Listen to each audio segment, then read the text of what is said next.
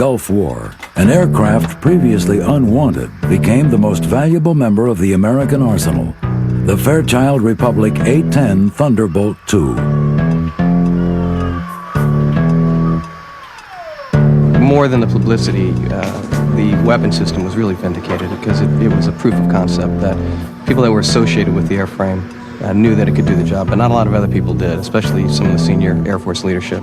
And it was very rewarding to go out and kick butt.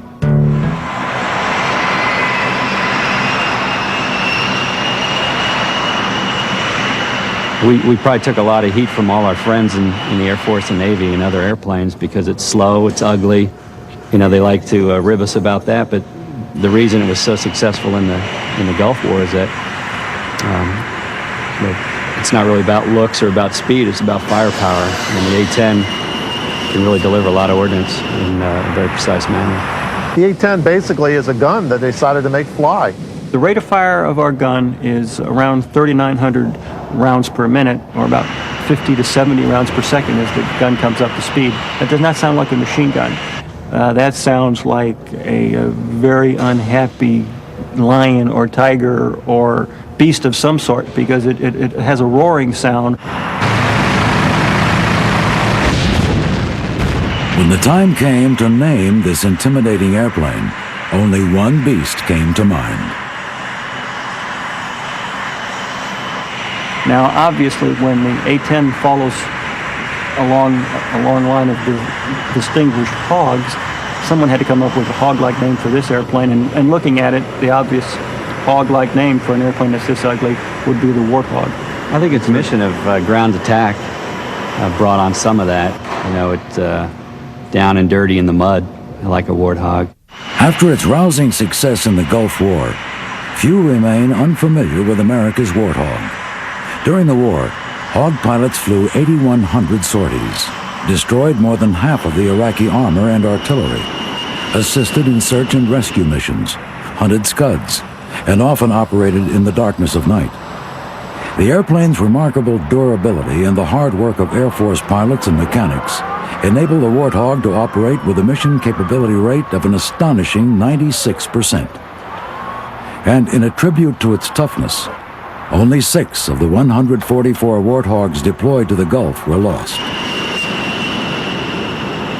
The Warthog is one of the most formidable airplanes in the history of aviation. Although this highly maneuverable airplane can carry a remarkable 16,000 pounds of mixed ordnance, it is the massive 30mm Avenger cannon which places the Warthog in a class of its own. The Avenger can fire 70 rounds a second and is the largest gun ever put into a fighter airplane, capable of killing tanks, trains, boats, or anything else that gets in its way. With an impressive mixture of agility, rugged toughness, and devastating firepower, the A-10 stands as one of the world's great planes.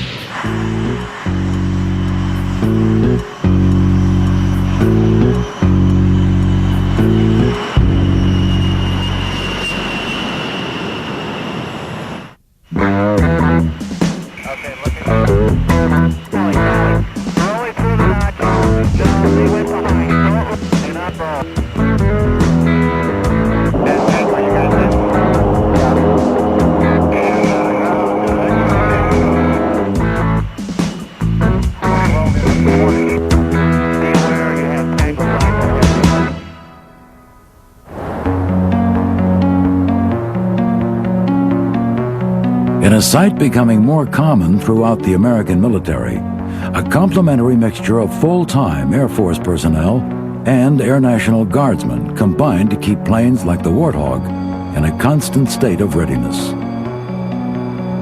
Bob and I are both crew chiefs in the Maryland Air National Guard. Our unit's responsible for maintaining 17 A-10 aircraft. Bob's a full-time member of the Guard, and I'm a traditional Guardsman. When I'm not at the Guard on my one weekend a month, I'm a Baltimore City police officer. On a typical Saturday, we'll come in about 6:30 in the morning.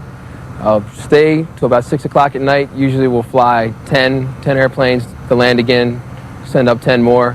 In the hangar right now, they have there's 4 airplanes in there. One they're using for load crew training. One, I believe they're doing some sort of flight control maintenance on. and the two in the far rear are both down for phase inspections. This airplane right now is in the phase inspection, which is accomplished every 400 hours, flying hours. It has come in for a major inspection. And during that inspection, they basically open the entire airplane up. And in doing that, they inspect the front compartments, the gun gets inspection, the engines get inspected, the wings, the gears. You have special inspections that have to be done, TCTOs, and basically it gets an overall look at everything. Okay, part of the A-10 and phase inspection process is the armors. They've taken this gun out and inspected the gun bay, and now they are in the process of preparing to put the gun back in. Our primary function is to remain combat ready. In other words, to train to the same level of proficiency as our active duty counterparts, such that if the level of tasking, the level of involvement of our Air Force reached the point where it couldn't be completely handled by our active duty units, then the Guard and Reserve is ready to fill in, and fill in on very short notice. Usually on a drill weekend, or a UTA we call it, we put together a scenario for the day, a mini war for a day, and we have intel. We coordinate with intel and all the different shops, and we go out and basically execute a war plan for one day. With the recent downsizing of the active duty Air Force, units like the 175th Wing of the Maryland Air National Guard have become integral participants in any mission undertaken by the Air Force. About 25% of the 175th Wing are full-time employees of the Maryland Air National Guard. The remaining members, traditional guardsmen, leave their families and employers for training 1 weekend a month, and also to serve 15 days or more of active duty each year. This is, of course, an Air National Guard unit made up of primarily prior service pilots that came out of active duty units and moved on to a civilian occupation. In many cases, that civilian occupation was the airlines. And they fly two aircraft now. They have their civilian jobs with their civilian airlines, and they come in on weekends and some oftentimes during the week to fly this airplane. Explain how that's happened.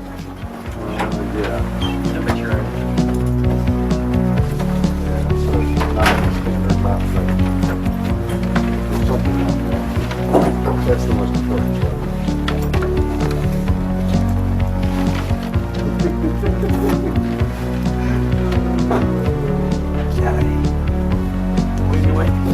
See you around. Okay, have a good one. See you around.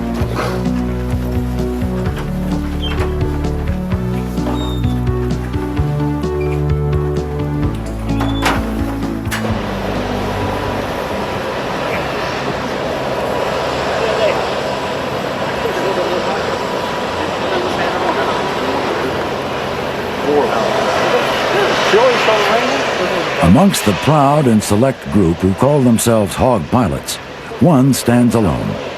Lieutenant Colonel Ron Henry, who's been flying the airplane since its introduction into the Air Force, is the only Hog pilot to have amassed more than 4,000 hours of flight time in the A-10. Nicknamed the Professor for his academic and meticulous approach to his job, Henry's invaluable experience and insight have helped countless younger pilots master their craft.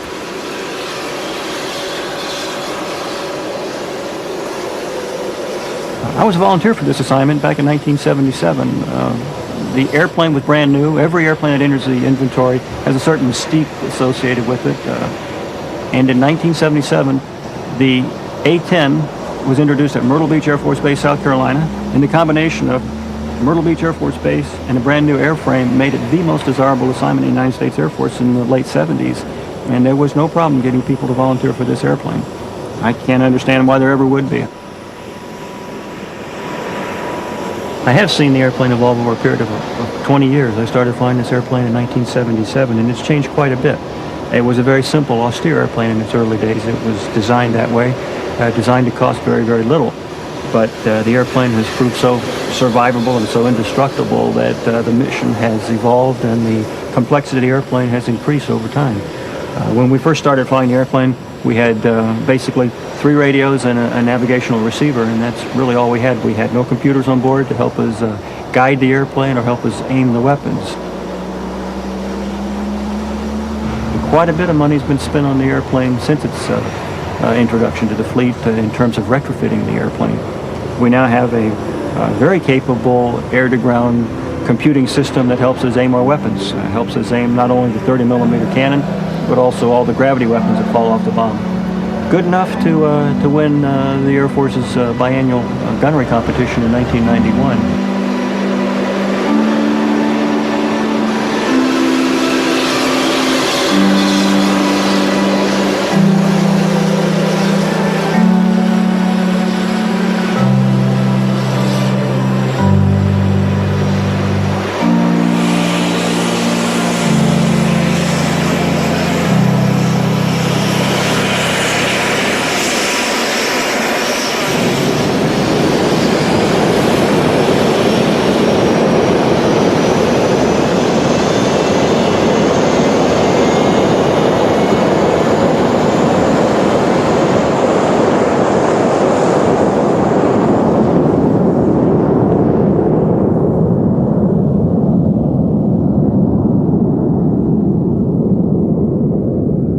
What I like most about the Guard is that we can just continue to fly as line pilots until we're 55 years old, an opportunity you usually don't have in the active duty.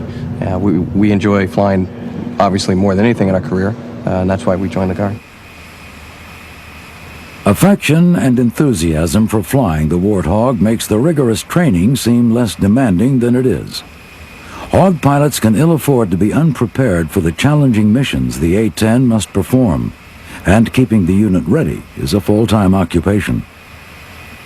We train continuously, not just on weekends. We run a flying operation here 4 to 5 days a week, and with the luxury of an airline schedule, many of our pilots can come in and fly several times a week if they wish, and we can maintain the same level of proficiency.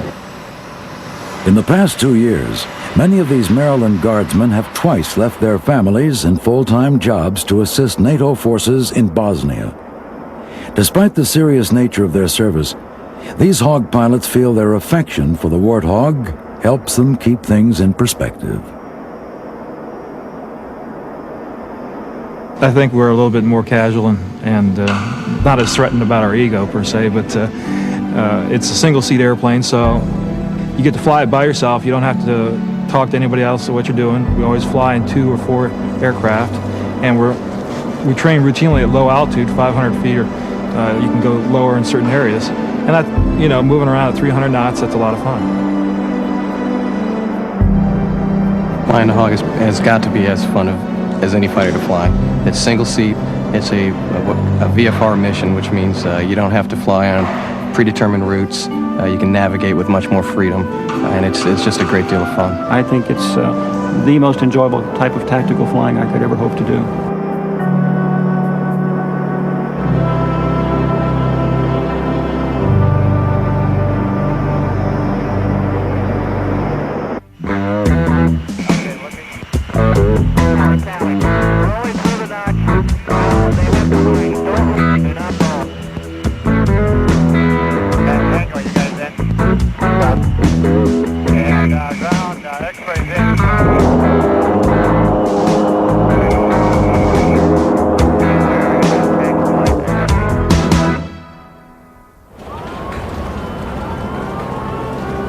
In January 1973, the Fairchild Republic Corporation unveiled the airplane the Air Force and the Army desperately wanted, the A-10 Thunderbolt II.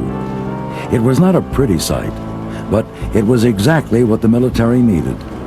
The conflict in Vietnam had painfully illustrated the need for a new aircraft to handle the difficult task of close air support, a role the A-10 was methodically designed to perform. This task is one of the most difficult in all of aviation. The Warthog must loiter around the battlefield while providing support for ground forces and destroying enemy tanks, vehicles, and artillery. And this job must be performed at low altitudes, under heavy enemy fire.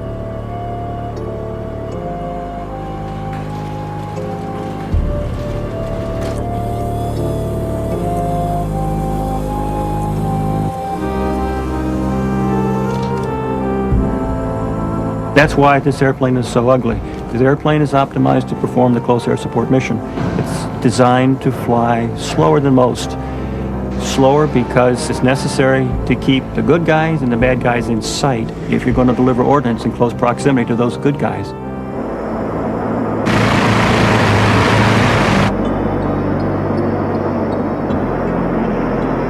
The A-10 evolved from lessons learned in Vietnam, but it was in reality designed to provide close air support in Europe.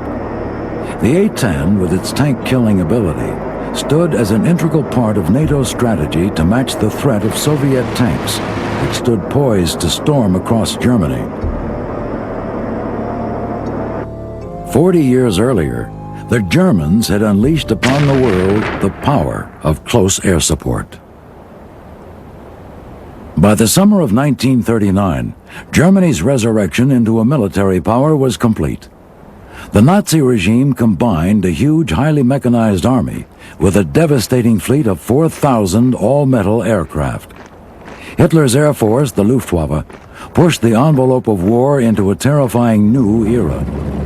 The strategy behind the design of the Luftwaffe was close air-to-ground support, a strategy unveiled with terrifying precision during the Nazis' invasion of Poland.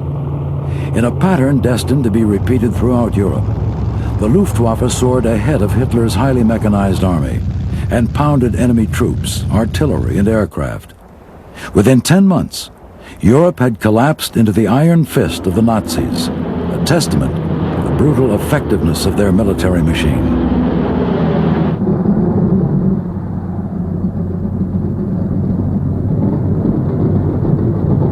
In the wake of the German victories and the emerging threat from Japan, American airplane manufacturers began designing and manufacturing airplanes at an extraordinary rate. Of all the American fighters from World War II, one simply stands alone: Republic's P-47 Thunderbolt. More than 15,600 P-47s were manufactured, more than any other Allied fighter from World War II.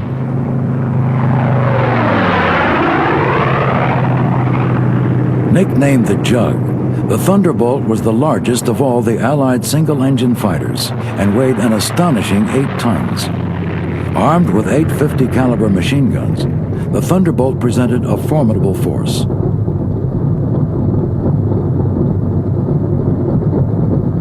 Driven by a 13-foot propeller and a 2,300 horsepower Pratt & Whitney engine, the P-47 was the fastest U.S. fighter and could reach speeds of 428 miles per hour.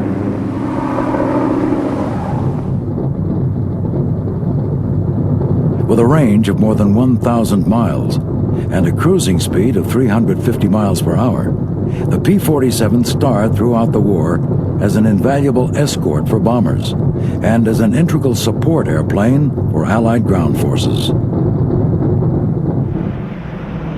Along with planes like the North American P-51 Mustang, the P-47 provided vital Allied support for the Normandy invasion, repelling German troops and weaponry which defended the shores of France. Coordination of troop movements in sync with aerial support was crucial to the success of the Normandy invasion. On D-Day alone, more than 14,000 sorties were flown by the Allies in preparation and support of the initial invasion. The Allies learned the lesson of close air support quickly, and the legendary P-47 Thunderbolt helped bring the Allies victory in Europe and in the Pacific. After World War II, and in the wake of the tremendous success of the original Thunderbolt, the Republic Corporation began developing the lineage of jet airplanes which led to the Warthog. Republic's first F-84 Thunderjets were straight-wing jet airplanes which were armed with 6.50 caliber machine guns, had a range of nearly 1,500 miles, and a maximum speed of 620 miles per hour.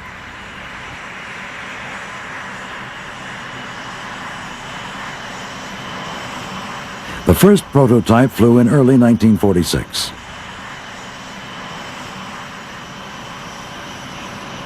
These F-84s were the original Hogs, nicknamed as such because on hot days, the airplane would often struggle to get off the ground and would sometimes tip over, leaving their stout noses rooted in the mud. Thus, the first Hog was born. All told, more than 3,300 of the original Hogs were built, serving throughout the 1950s and into the 60s.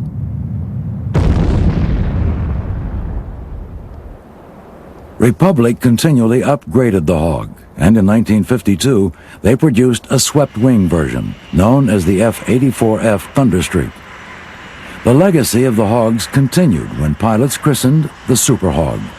The Super Hog, capable of a speed of 685 miles per hour and a range of 1,650 miles, soon developed into an integral member of the U.S. Air Force. It could carry a variety of rockets and bombs, and Republic built more than 2,700 Super Hogs.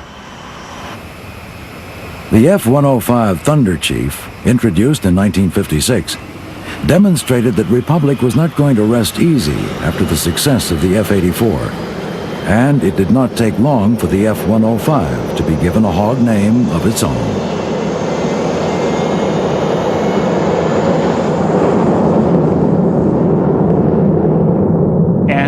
The F-105 was introduced, the previous F-84 pilots who transitioned into the F-105 looked at their very sophisticated Cadillac airplane and thought of it as the Ultra Hog, and the 105 became known as the Ultra Hog.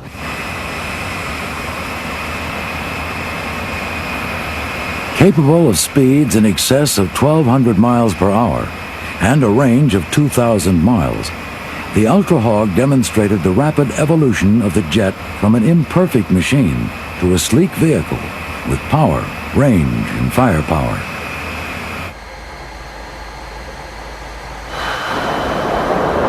Designed as a high-speed interceptor, this large fighter bomber was armed with a GE M61 Vulcan 20mm gun and could carry Sidewinder missiles.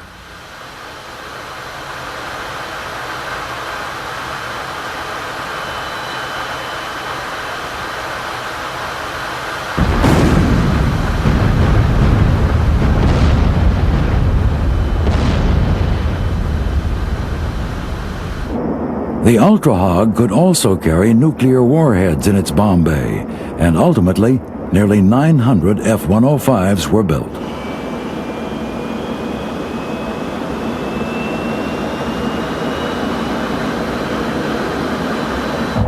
The final Hog in Republic's proud lineage evolved from the American experience in Vietnam. The war fought against a desperate and determined people in a climate brutally hostile to man and machine, pushed both to their limits. In the battlefields of the harsh, humid jungle, troop support was a foremost concern for the American military. Helicopters quickly proved their merit in this role, and the Huey paved the way for armed close air support.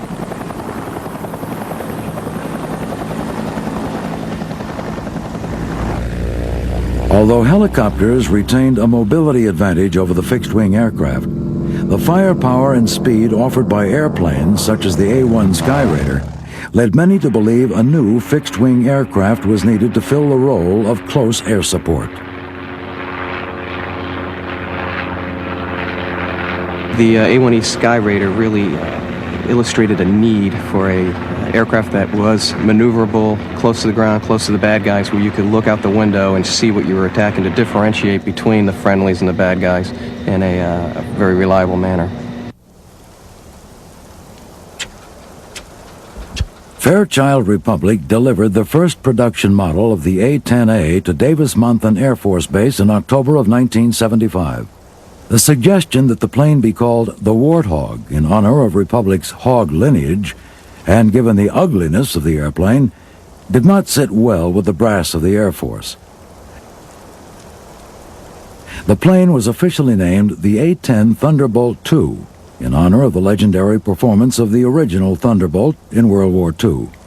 But to its pilots, and ultimately to anyone familiar with it, this airplane has only one name.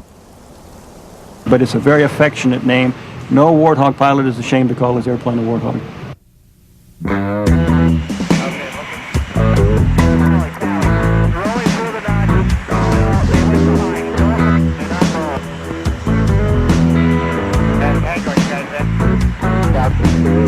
And ground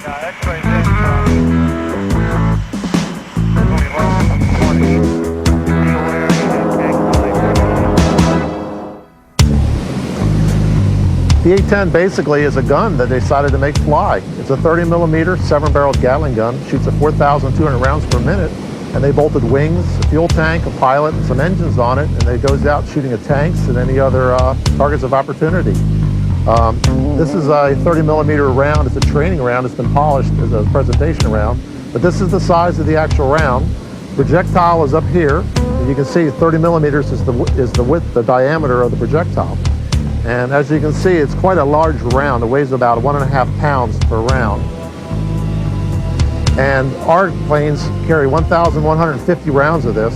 To give you some idea how long the gun system is the gun barrels actually end here, and the gun barrels start about here. The gun rotor is in this area. The hydraulic drive mechanism, the 2 drive motors are here, and the ammunition drum starts about here and extends all the way back to here.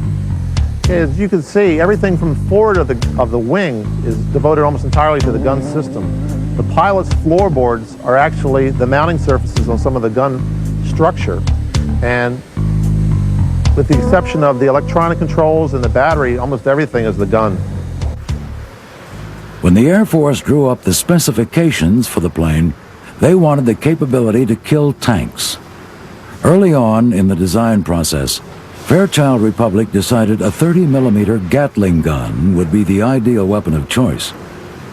But the sheer size of the 20-foot GEGAU 8A Avenger cannon presented a design problem for which there was only one solution: design the plane around the gun. The Avenger is a 7-barreled 30mm cannon which delivers a frightening burst of destruction. The gun fires shells which are a foot long and weigh nearly 2 pounds. Fully loaded, the gun weighs 2 tons.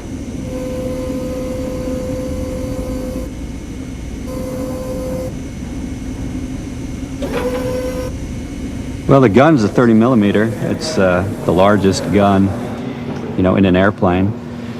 A fighter-type airplane. There's some transports that carry bigger guns, but it's very precise. Such precision allows Hawk pilots to hit targets up to 2 miles away, and with a muzzle velocity of 3,450 feet per second, the gun can fire an average of nearly 70 rounds per second. One shot can destroy a tank.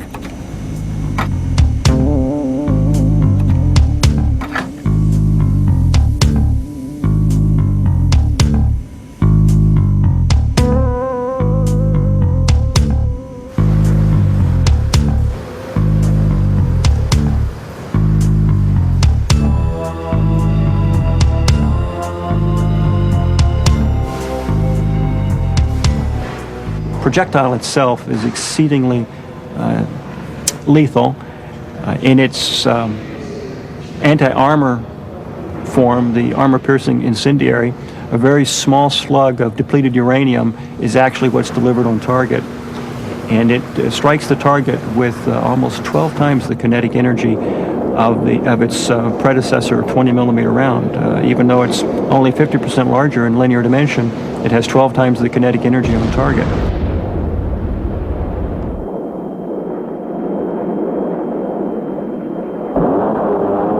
The tremendous recoil force of the gun led to its positioning slightly offset to port, so that the firing barrel is exactly on the center line. This avoids the problem of asymmetric recoil forces. It produces as much recoil as the engines produce in forward thrust. Theoretically, if you had the ammunition and could hold the trigger down long enough, the airplane would come to a complete stop because the gun would win the tug-of-war. The 19,000 pounds of recoil forces dictate that the Avenger is usually fired only in short bursts of about 2 seconds, an exercise which also avoids ammunition wastage and barrel overheating. Despite its incredible power, the gun is by no means the only threat the Warthog poses to enemy forces.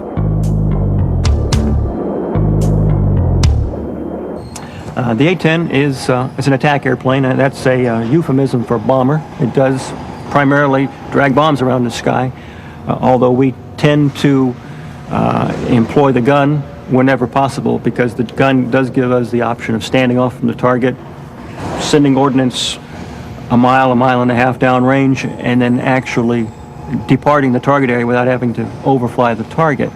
However, the airplane can carry up to 16,000 pounds of releasable external stores. And that, I think you'll find if you check your history books, is about 4 times what a World War II B-17 could carry. The A-10 carries its massive load of 16,000 pounds of mixed ordnance on 8 underwing and 3 under-fuselage pylon stations. These 11 hardpoints allow the A-10 to be armed according to the task at hand. This right here is a ECM 184 pod. It's an electronic jamming device. This is a Mark 82. This right here is a cluster bomb.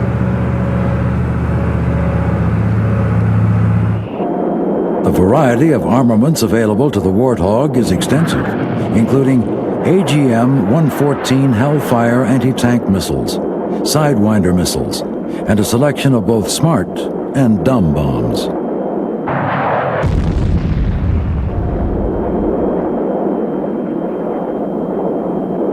Although we carry dumb bombs or unguided bombs, we have a state-of-the-art delivery system. It's called CCIP, Constantly Computed Impact Point.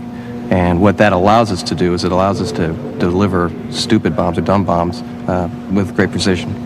But the typical combat loadout of the airplane then would include the 30mm cannon and almost 1,200 rounds of 30mm ammunition, plus 6 bombs, an assortment of Maverick missiles, the air-to-air missile, which we carry, the AIM-9 Sidewinder missile, which we carry for self-defense. Armed to the teeth, few can challenge the firepower of the Warthog, and none can dispute its toughness.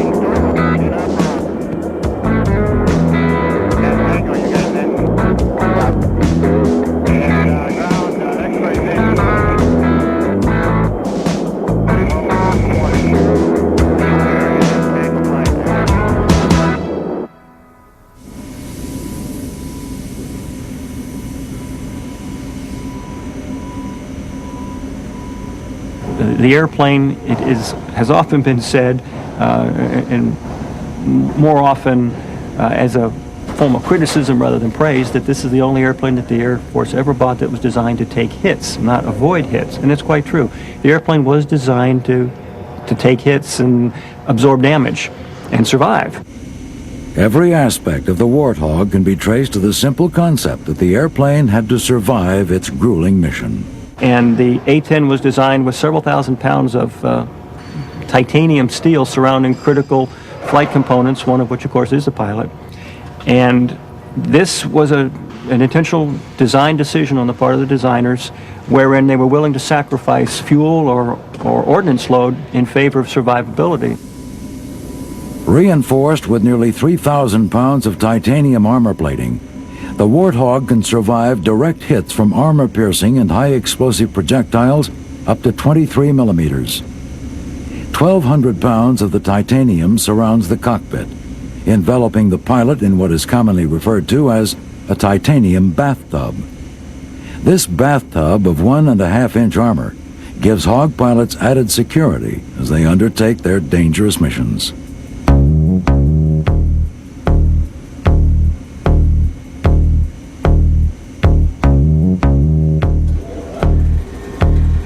One of the features that gives the Warthog its undeniably unique profile is the placement of its engines. The A-10 had to have 2 engines for survivability.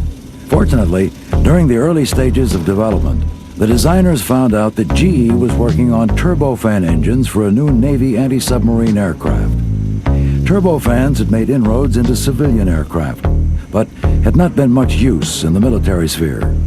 These engines held several advantages which made them an excellent choice for the A-10. They offered high fuel efficiency, and they were less noisy than turbojets, and had a lower heat signature.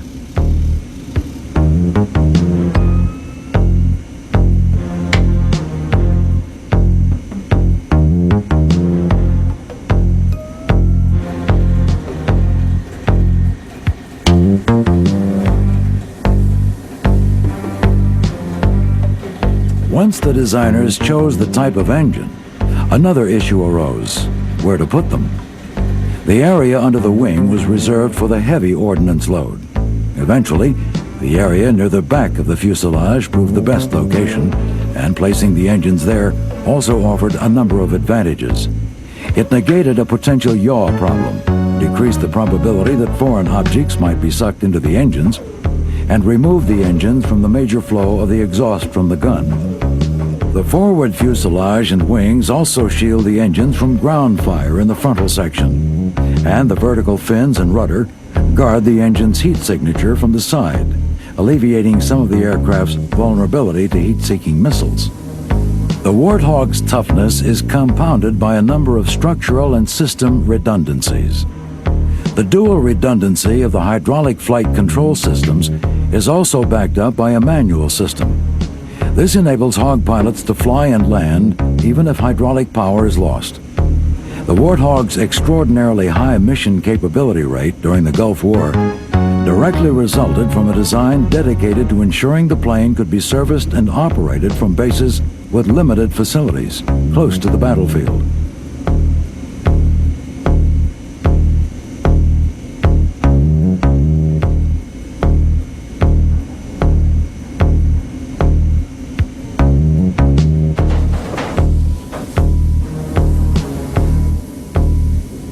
Many of the A-10's parts, including the engines, main landing gear, tails, and vertical stabilizers, are interchangeable left to right.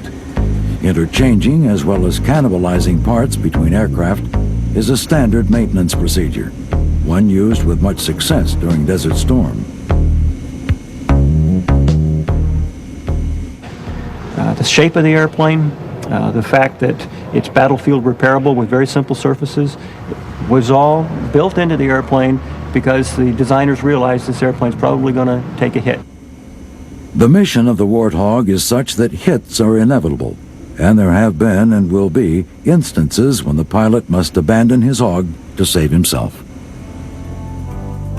I'm the life support superintendent here at the Maryland International Guard, and part of my job is to ensure that pilots can remain safe while flying, but also in case of an emergency they have to eject, that we supply them with survival gear to ensure their survivability on the ground. And part of that gear that we would pack in their kits is provided here on the board behind me on display. And a couple of those items, first, outside of a large kit, we have two small kits that are contained inside. And inside these small kits would be the items that we have shown on the wall. And let me point a couple of those out. Obviously, we have the mittens and socks, both of wool, used for wintertime warmth, obviously not a problem now. We've got your knife, which is one of your basic utensils in survival. And we have a container to hold water. Water is one of your primary needs in a survival situation. And we do supply many packets of the flexible drinking water there with them. We do have food, but that is not as important as water. We also have, probably getting into the most regarding rescue, would be the flares, which we have the handheld launching flares. We have other flares here to direct rescue aircraft in to pick up that pilot. And as soon as that pilot would eject and hit the ground, his survival radio. Very important to talk to other aircraft in the air to let them know what his situation is, and also to talk to rescue to direct them to his location. Part of the A-10's mission is to fly low to the ground to give close air support to the troops there. So naturally this is going to put them in harm's way and leave them open to gunfire, missiles, and so forth. So the A-10 pilot probably finds himself in more jeopardy than the fast flyers flying at much higher altitudes. It's important that these items be there. Now, it's something that a part of our training, or a lot of our time is spent in training the pilot for something he may never need. However, should he need it, He needs to know that it is there and it will work, and fortunately could save his life.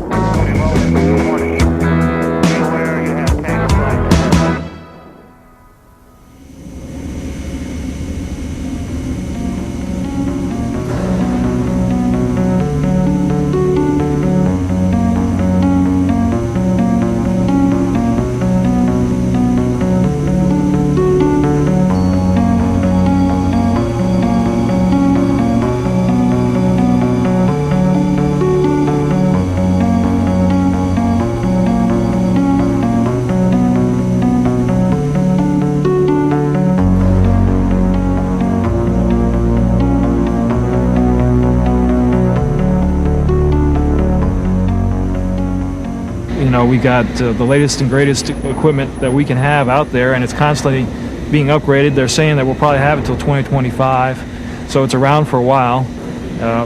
Most of ours are 78, 79 version models out here, and so that's a pretty good long time for an airplane to be in service, and it's constantly being modified, and it's got a lot of capability. The Air Force's plan to keep the A-10 as an important member of the American arsenal comes as a vindication for Hog pilots, who never doubted the airplane's ability, but had good cause to doubt if anyone else shared their feelings. Unproven in battle, much of the Air Force brass did not think of the Warthog as an integral part of the post-Cold War strategy, until the winds of war swept across the deserts of Kuwait. You know, the mission changed a few years ago. Before, we were looking at a high-threat scenario in Eastern Europe, and then with the change in the political climate, all that changed, and now we're looking at conflicts like Bosnia and Iraq, where the mission is different, and this airplane is well-suited for both those missions in Iraq and Bosnia. Many doubted whether the Warthog could adapt to the new missions of the post-Cold War era. But the Warthog rose to the challenge, and during the Gulf War, served brilliantly in a variety of roles. Despite only flying 30% of the sorties, the A-10 was responsible for more than 50% of the confirmed bomb damage, and only 6 airplanes and 2 pilots were lost, a remarkable rate considering the danger of the missions. Given the heavy use of the airplane, it did not take long for the Iraqis to become all too familiar with the Warthog. There was a quote from one captured Iraqi who said that it was the most feared airplane. I think largely because we spent a lot of time over the troops, over the Army. You know, where some of the other airplanes were attacking strategic targets, buildings and bridges. Maybe the troops didn't have as much exposure to those airplanes, but they saw the A-10, and they were never quite sure what target we were going to choose. So, you know, there's some concern on their parts, being down below, not knowing We had when and where it's coming. We had 144 airplanes stationed over there, and it was 24 operations. We had 2 night squadrons and 5 squadrons on the day schedule, and we just totally saturated the air with A-10s, you know, 25 miles deep. So that's all they saw continuously, and you can imagine sitting on the ground wondering if you're the next target. It was a big psychological game that was... And listening to the gun makes it a real, I don't know if you've ever heard it, but it makes a great roar. And it echoes, and you can hear it for quite a way. And having to listen to that hour after hour, day after day, I'm sure it took its toll on them.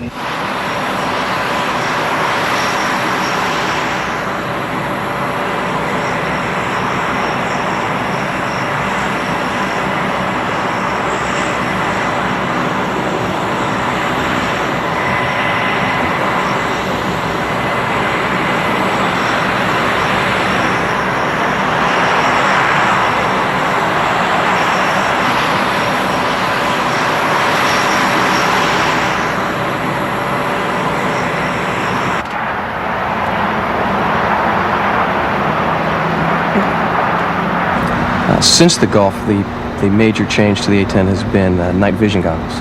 They've redone all of our instrument panels and consoles to make it night vision compatible. So now pretty much we do everything we did in the Gulf at day at night now, which is pretty much double the capabilities of the airplane.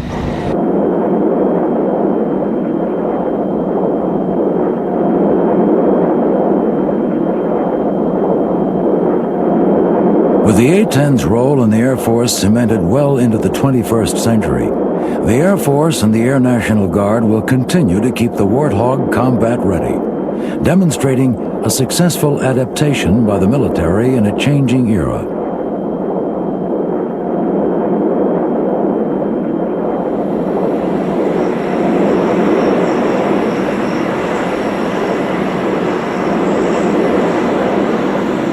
Units such as the 175th Fighter Group must remain ready to take the Warthog wherever it may be needed, and must be ready to serve side by side with the active duty units. So far, they have done so without exception. We have, in recent months, undertaken the same tasking that our active duty squadrons have undertaken. We have been to the European theater to support the operation in Bosnia, over Bosnia. We had guard units deployed to the Persian Gulf and performed admirably. I mean, there was little to no difference between, I must brag to some extent, there was no difference between their performance and the performance of the active duty units there.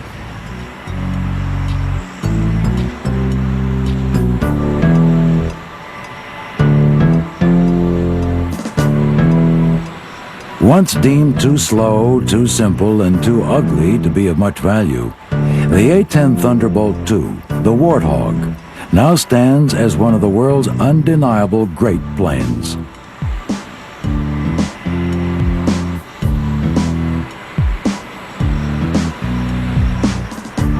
Its outstanding maneuverability, deadly firepower, and legendary toughness are testaments to a successful design concept.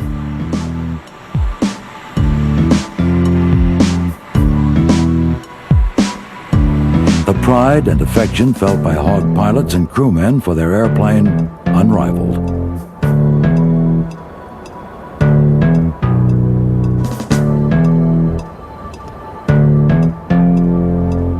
For these soldiers, it was merely a matter of time before the world recognized the greatness of the extraordinary airplane with the unforgettable name, the Warthog.